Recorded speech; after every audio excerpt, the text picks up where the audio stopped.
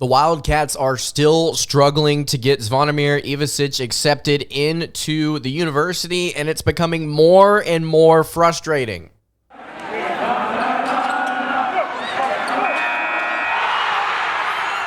You are Locked On Kentucky, your daily podcast on the Kentucky Wildcats, part of the Locked On Podcast Network, your team every day. All right, what is going on, Big Blue Nation? Welcome on into Locked On Kentucky, your daily Kentucky Wildcats podcast. I'm your host, Lance Dawe, writer for Sports Illustrated for various SEC-related things. But on this podcast, we take a dive into all things Kentucky athletics. On today's episode of Locked On Kentucky, we are going to be discussing further the situation with the Croatian sensation, Zvonimir Ivisic himself. As of September 6th, 2023, we still do not have an answer as to whether or not the school is going to accept Zvonimir. And so it's become a really frustrating topic for a lot of different fans, and the Wildcats, or excuse me, not the Wildcats, I would say the University Kentucky has put out a statement that I don't really think is satisfying anyone. I think stemming off of this, we have to really look at the big picture for Kentucky basketball this upcoming season. What is the rotation? Is Trey Mitchell the best big that Kentucky has on roster? I'm leaning towards yes right now, and I want to kind of flesh out my thoughts later on in the show. Thank you so much for making Locked On Kentucky your first listen every single day. I want to remind everybody out there that we are free and available on all platforms. If you're watching on YouTube, please subscribe to the show. Trying to get to 6K subs. We are, I think, closer towards 5,400 right now. Let's keep it pushing if you're listening on podcast. Really appreciate everybody that has been following along on the podcast. You want to join, man. Just subscribe. Follow along wherever you're listening. You want to make sure that you get all of your Kentucky basketball and football content, because we're gonna have another preview show, but right before the game against EKU with Andrew Stefaniak of Wildcats today later on this week. So you guys do not want to miss that. Very frustrating things coming out of Zvonimir Ivisic's camp in relation to the acceptance that Kentucky is currently not doling out to Big Z. Again, like we said on yesterday's show, and I'll go ahead and repeat it for you today, Matt Jones of KSR recently put out a blog post detailing the issues as to why Big Z is not on campus yet for the Kentucky Wildcats. And it's pretty straightforward. It seems like that statement differs from what the university has put out here. And I'm trying to pull this up real quick so I can read this to you guys. But as of right now, it seems like it's pretty straightforward for Kentucky. Big Z has taken a test to prove that he can, in fact, speak English. And University of, here for the Wildcats, Kentucky has just rejected it and said, nope, we don't take that test. We will accept a different English test to prove that you can actually speak the language coherently. And I said on yesterday's show, man, this is really frustrating considering there are several things online that you can find of Zvonimir talking in English. And you can also point out that the man knows 4 different languages, so it's not like he's just sitting here at a loss when it comes to the ability to communicate, especially in the English language, again, might I add. So it's one of those moments here where it's like, the man can speak English. This has been proven. Your test here, I think that it's arguing. Again, I understand if this is the university's policy, the rules are the rules for them, but have a little bit of leniency here, man. Have a little bit of acceptance to the fact that he's already taken another test. And here's my question. What is so special about Kentucky's English test that differs from other places? And I do not want anybody to sit here and tell me that it is significantly better than another university out there, or it's more prestigious, or it's more refined. The university has a 94.5 acceptance rate. You cannot tell me that there is anything special about this English test. This is bureaucracy at a really weird moment. I don't get this. I do not understand it whatsoever. It's very frustrating. And on top of this, not accepting Big Z's English test, and we're just refusing to acknowledge the things online that you can see of him speaking in English. the University of Kentucky Twitter account put out a statement. They said, and I quote, a statement from UK spokesperson Jay Blanton. Unfortunately, misinformation is being perpetuated regarding the admission status of someone wishing to attend the University of Kentucky. The truth is, members of our university, from our athletics department to our administration and all other units, are working together efficiently and in a manner that is consistent with the institution's admissions standards. These are often complex issues with multiple aspects to them, and they require many people working to do the right thing for an individual wishing to attend the university. That is what we are doing. Spreading unfounded rumors helps no one. A couple of things I want to immediately point out here. Yes, what Jay Blanton is saying here, yes, they are working together in a manner that is consistent with the institution's admissions standards. I would like to argue, considering it's September 6th, that they are not working in an efficient manner, and I think anybody with a half a brain would understand academics. Anybody in the academic world, they do not work efficiently. There is no speed here. This is the epitome of a tortoise trying to finish a race, and there is no hare to fall asleep for him to catch up to. This is just simply the tortoise trying to accomplish goals in life. And unfortunately, when you see things like the University of Kentucky put out statements like this, I feel like it's kind of funny whenever you are weeks after the school year started, and here we are with somebody that has been trying to get in, and you are denying. This is not working efficiently. This is you rejecting it and holding it off. This is you making this last longer. And on further note here, these are often complex issues. Matt Jones of KSR decided that he was going to quote tweet this statement put out by the University of Kentucky. And he said, odd statement, I must say. The information being put out is correct, so I'm not sure exactly what this is about. Either way, still no official change or ruling on Ivisic's status. That was yesterday, September 5th at 4 o'clock Central, 5 o'clock Eastern, this past Tuesday here. So Matt Jones is doubling down, saying, don't know what this is about, but the information that I have is correct. So it feels like this is not a complex issue. This is not something where you are working in an efficient manner to solve the problem. This is you saying, you're hitting this from such a weird angle, where it's like, yeah, you can speak English, but we don't really think he can because he can't pass our test. Or that's the thing. It's like, we don't know if he either can't pass the test or that he simply has not taken it yet. And I'm curious as to why that has not happened yet. So again, to go back to what I was saying about the statement earlier, we're working efficiently. He would have taken the test already by now, and I'm assuming that he hasn't. He would have taken the test already by now if we were working in an efficient manner to get the man on campus. The final thing I want to say here about this that's just kind of, I think, the icing on the cake here, I want to play a clip here for you guys. So I've been sitting here talking about how there are clips online that you can find of Zvonimir talking in English. This is the one that has been circulating as of late. This is from the Indiana Pacers YouTube account. If you want to go find this, you can literally just search up Zvonimir Ivisic talking about his draft status on YouTube. Again, this is from the Indiana Pacers. This is not my audio, so credit to them. I may leave a link in the description so you guys can go check this out yourself. But this is what Zvonimir had to say in a 1.5-minute long interview with the Indiana Pacers. Just listen to this real quick. I just want to show that with my size, I can run, I can jump, I can play defense, even though I'm huge. And that's it mostly. What are you best at? Shooting, shooting threes, transition maybe, defense, rim protector. What's this experience been like for you coming to the United States and working out for these teams? It's been great so far. Had a lot of fun.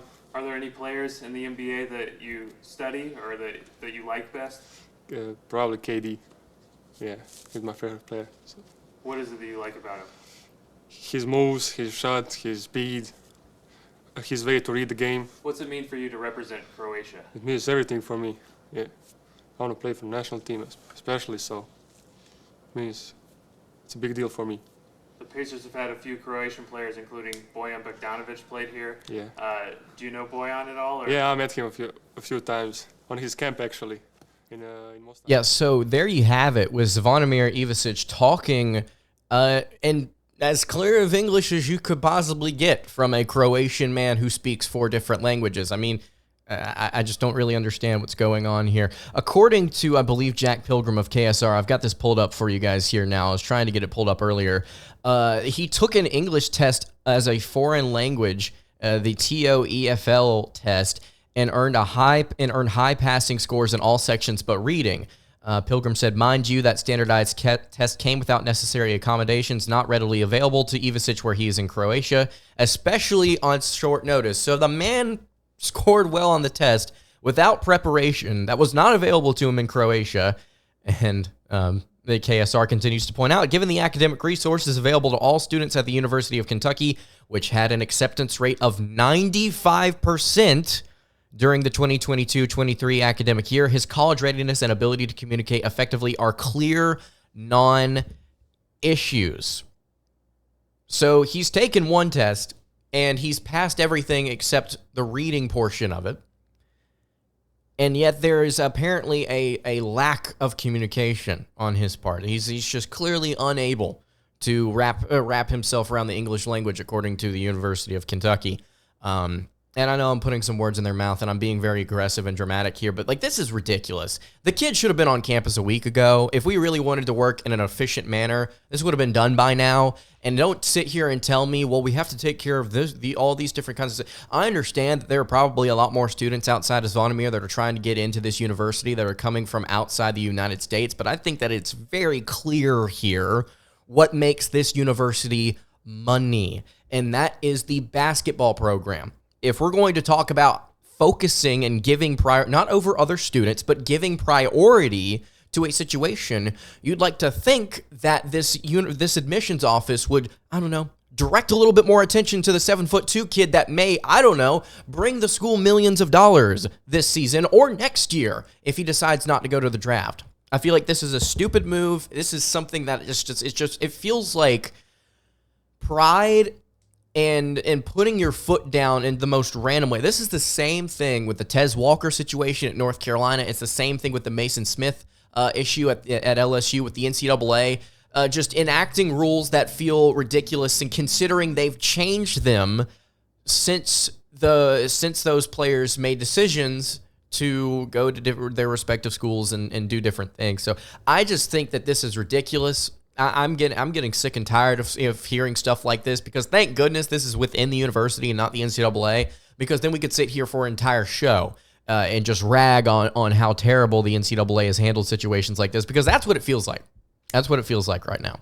So if you've got any thoughts on Ivisic, if you've got any thoughts on this stupid situation, you can leave that in the YouTube comments below. A lot of you yesterday were agreeing that this needs to be solved quickly. I don't know if it's going to be. I don't know how the admissions office is going to handle this moving forward. Maybe they feel like they've been embarrassed and they're just going to put their foot down and say he can't come at all. Screw it. And in that case, you're looking at maybe he decides to, okay, you know what, I'm just going to go play college ball somewhere else, because that's what's been put out there. He wants to go play college basketball. He's going to go do it somewhere else. If he can't get it at Kentucky, it would be a shame. It would be a shame if he went to a school within this league. And again, I don't know anything. I'm just sitting here telling you that would be embarrassing. That would be embarrassing for Kentucky. Not for the basketball program, but for the university. That would be humiliating. All right, if you want to leave any thoughts on that, comments below. At LockedOnUK on Twitter, you can message me there or tag me in a tweet if you got anything that you want to say. This is a bad situation. And looking forward, we talked about it on yesterday's show a little bit, but I don't want to dive into an individual here. Is Trey Mitchell, if Zvonimir Ivisic is not here, is Trey Mitchell the best option Kentucky has at center? Because right now, Ugonna Onyenso is still in a boot, and Aaron Bradshaw is going to play the 4. Is Trey Mitchell just essentially going to have to play that position? And really, is John Calipari just going to have to hope he doesn't get hurt? I want to dive into that in just a second. Before we do that, though, I want to tell you guys about our friends over at eBay Motors. For a championship team, it's all about making sure every player is a perfect fit. We're literally talking about here how we need everybody on roster for the Wildcats to have a successful shot at being a good team this season. And you need all of the different parts to fit perfectly. You need a guy like Ivisic to go ahead and come along and slide right into the rotation. It's the exact same when it comes to your vehicle. You need every single part to fit just right. So the next time you need parts and accessories, you need to head over to eBay Motors. With guaranteed eBay fit, you can be sure every part you need fits right the first time around. All you have to do is add your ride to the My Garage tab and look for the green check to know the part will fit or your money back. Because just like in sports, confidence is the name of the game when you shop on eBay Motors. And with over 122 million parts to choose from, you'll be back in the game in no time. After all, it's easy to bring home a win when the right parts are guaranteed. You can get the right parts, the right fit, and the right prices on ebaymotors.com. That's ebaymotors.com. Guaranteed fit, only available to U.S. customers. Eligible items only. Exclusions apply. One more time, ebaymotors.com. Let's ride. All right, continuing along here on the Wednesday edition of Locked On Kentucky. Lance Dawe hanging out here with you. Really appreciate you making Locked On Kentucky your first listen every single day. If you've not subscribed to the channel already, please go ahead and do so. If you have not subscribed on podcasts, I would be a huge fan of you if you would subscribe to the pod and just follow along. We got a lot of great content coming out here as we wade deeper into the fall. College football season is here, and this season Locked On is kicking up our coverage with Locked On College Football Kickoff Live. Each Friday, Locked On will go live from 11 a.m. to 1 p.m. Eastern on every Locked On College YouTube channel, including ours here. College Football Kickoff Live will cover playoff implications, the conference rivalry games, and go in-depth like only Locked On can, including insight and analysis from our stable of Locked On College hosts covering their team every day. You can find Locked On College Football Kickoff Live every Friday from 11 a.m. to 1 p.m. Eastern on any Locked On College YouTube channel. You won't want to miss it. It's going to be a lot of fun. Drake Toll, Alex Dono, and the gang have a lot of fun on there. It's a great time. You should pull up at 11 a.m. from 1 p.m. Eastern on the Locked On Kentucky and on any Locked On YouTube channel you may be browsing. All right, I've got something I briefly want to get to here. Before we dive into, is Trey Mitchell the best big man on Kentucky's roster? The Iowa point tracker. Ladies and gentlemen, I was not going to forget about this. I'm very glad that we get to revisit this every single week.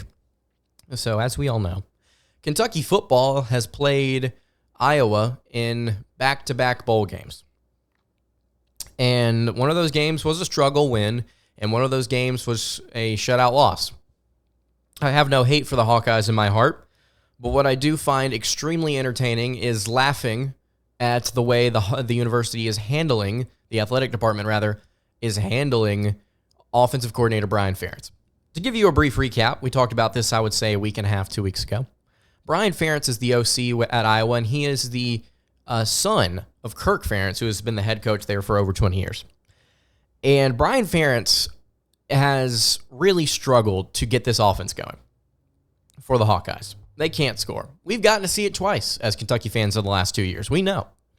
And as college football fans, I feel like it is only right to watch as the university is so fed up with the way that Brian Ferentz is running this offense, and they're not scoring. They have put together part of his contract and forced him to agree with it. And there are some parameters around this season. And if he does not accomplish the goals set out by the university, he's going to get a pay cut. He may get fired, and I think he may get demoted. Possibly, I think that's an option too. Iowa has to win 7 games. That's one of the parts. That's one of the parts of the puzzle here. I don't really know if that's like completely in his control, but it's part of the thing that makes his job worth what it is. You got to score points to win games. And then the second part of his agreement here is he has to score 25 points per game. The team has to score 25 points per game. Now, I want to note here that does not include defensive touchdowns. So the team just has to average 25 PPG. And we decided here at Locked On Kentucky as college football fans to kind of follow this along as a fun little side project. Because we're all college football fans here, and I love the sport, and I think this is hilarious. Utah State was first up. Iowa was favored by 24 points in this game. They scored 24, and they beat Utah State 24-14. So they won by 14 points. They did not cover. They did not hit their 25 points And this one, failure for Brian Ferentz, week 1 for the Iowa Hawkeyes. We will watch this season with great interest. All right, moving along here. Is Trey Mitchell the best big man on Kentucky's roster right now? I think he very well could be. Now, I've sat here and told you that Ugonna Onyenso, I think, has an opportunity to start with this team. He's developed this offseason. He looks good. You love the highlight videos. You like to buy in whenever you see stuff like that. He's put on some weight. He's gotten strong, at least it looks like, and it's a shame that we didn't get to see him play in the Global Jam. I think offensively he's still raw. We talked about that a lot last season and how I think he's going to develop. I think he's going to have a little bit more time here to develop, and whether or not that's in a starting role or in a rotational role, we'll just have to see. There's a chance he's one of the first 5 out there for UK consistently this season if he's healthy. But that's the problem here. He's not healthy. He's still in a boot. And the way the injuries have gone with Cal in the past has been like, we're going to hold out until we know that you are really, really, really healthy. And I don't blame him for that. So we could be in a world where Kentucky, for the first few games of the season, that Kansas game, maybe Ugonna's not playing. I think that there's a very real possibility. He could just be practicing here through the month of November or through the month of October and then November, and then just be like not playing. I think that that's a very real possibility. Aaron Bradshaw at 7 feet tall. I think he's going to play the 4. That has been discussed so much. And then we finally got answers, I believe, back in like late May about whether or not Bradshaw was going to play power forward. He is. Bradshaw said it. Cal said it. We all know it. That's going to happen. We can leave it to rest. If Kentucky wants to slide him down to the 5, they will. But I don't know if they will if they have Trey Mitchell on roster. Now, I voiced concerns on yesterday's episode about whether or not Mitchell at 6'9" is truly capable of playing the center position and defending well. But I think that offensively, he's a very versatile player that is going to be a lot of fun to watch. So is Trey Mitchell the best big man on this roster? Well, let's look at some of the things that he's done over his 4-year college career, heading into his 5th year now with the Wildcats. He averaged 17 points, 18 points in 2 different years at UMass. He shot 48% and 51% from the floor. He shot 33 and 37% from deep. He also had 1 and 1.5 blocks in those 2 years as well at UMass. I think the biggest thing that we need to focus on here as far as statistics go, let's throw out the points per game. I think we have to like the rebounds. He's been consistent with that. He averages 6 a game. You've got different rebounders on this team that you have to be excited about. I think namely Justin Edwards is somebody that you're going to watch there on the boards. The assists are great. The blocks I'm not as concerned about. You don't have to block a ton of shots to be a good rim protector. I think that that's been proven with different players here at UK. I think you can see that all across basketball. I mean, if you block more shots, that's great, but you don't have to block shots. You can contend shots and not block them to be. Anyway, point being, I think the biggest number we have to focus on here is field goal percentage. And this, I think, is just kind of, stereotyping positions. Maybe I'm reaching here. But are we truly okay with Trey Mitchell shooting 47% from the floor as the 5? Because we saw Ugonna shoot, I believe, over 60% for the Wildcats last season. Oscar Tshiebwe shooting over 50%, if I'm not mistaken. Only one time in his career has Trey Mitchell done that. I understand that he can stretch out and he can get you some of those threes. He can get you some assists. He can get you some steals as well. But are we okay? Are we willing to sacrifice that at the center position if you can't get as efficient scoring as you could out of a Zvonimir, out of a Ugonna Onyenso, if he's not fully healthy to begin the season? I think that you have to be okay with it because of the current state of the front court. I think it's just an interesting question to ask is, do you want somebody that's not shooting as efficiently as maybe a different kind of big man? Are you willing to sacrifice that and trade that out for what else Trey Mitchell brings you? Because like I said, he's also a great free throw shooter on top of this. He can shoot the 3. Overall, he's shooting a little under 35% on his career. And then in the Global Jam, just to pull up those stats again, he shot 57% overall from the floor. He shot 44% from 3. And I know that I've sat here and told you that I didn't want to put too much stock in the Global Jam numbers, and I'm going to sit here and tell you that again. I don't think Trey Mitchell shooting 57% this season. I think that was an anomaly. Antonio Reeves shooting 58% is an anomaly as well, so I don't know if that can be easily argued against. I think that his numbers are going to go down. I think they're going to look similar to what his career numbers have been in the regular season for Kentucky. I'm just curious. Are we okay with that being your starting center that gets essentially what could be all of the minutes for the first few games of this year? And again, I'm not saying that this is going to happen. I'm just saying it's a possibility, and we need to be accepting of this and prepared for it in case it does happen.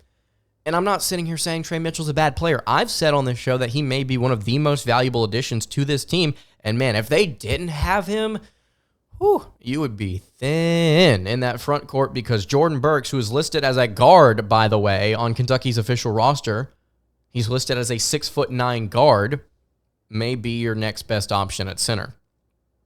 So I think Trey Mitchell may end up being your best big man that you have on this team, the one that you are forced to go with possibly in the beginning of the season. If Zvonimir's not here, that's just what you're going to have to accept, is you are starting another smaller lineup once again.